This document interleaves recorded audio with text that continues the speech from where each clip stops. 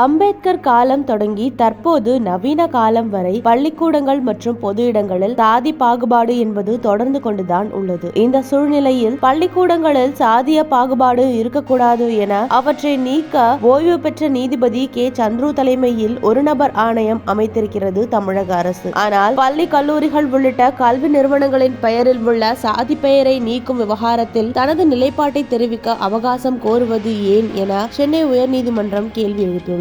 பள்ளி கல்லூரிகளின் பெயரில் உள்ள சாதி பெயர்கள் நீக்கப்படுமா என விளக்கமளிக்க அரசு தரப்புக்கு உத்தரவிட்ட நீதிபதி விசாரணையை ஒத்திவைத்திருந்தார். இந்த வழக்கு சென்னை உயர்நீதிமன்ற நீதிபதி டி. பரத சக்கரவர்த்தி முன்பாக பிப்ரவரி 27ஆம் தேதி மீண்டும் விசாரணைக்கு வந்தது. அப்போது அரசு தரப்பில் ஆஜரான சிறப்பு அரசு வழக்கறிஞர் இது தொடர்பான அரசு நிலைப்பாடு குறித்து தெரிவிக்க ஒரு வார காலம் அவகாசம் அளிக்க வேண்டும் என கூறியிருந்தார். அப்போது அதிருப்தி தெரிவித்த சென்னை உயர்நீதிமன்ற நீதிபதி பள்ளிக்கூடங்களில் சாதிய பாகுபாடு இருக்கக்கூடாது என அவற்றை நீக்க ஓய்வு பெற்ற நீதிபதி சந்துரு தலைமையில் ஒரு நபர் ஆணையம் அமைத்திருக்கும் தமிழக அரசு பள்ளி கல்லூரிகள் உள்ளிட்ட கல்வி நிறுவனங்களின் பெயரில் உள்ள சாதி பெயரை நீக்கும் விவகாரத்தில் மட்டும் தனது நிலைப்பாட்டை தெரிவிக்க அவகாசம் கோருவது ஏன் என கேள்வி எழுப்பினர். பின்னர் ஒரு வார காலம் அவகாசம் வழங்கிய நீதிபதி அதற்கு மேல் அவகாசம் கேட்க கூடாது என அறிவுறுத்தி விசாரணையை ஒத்திவைத்தார்.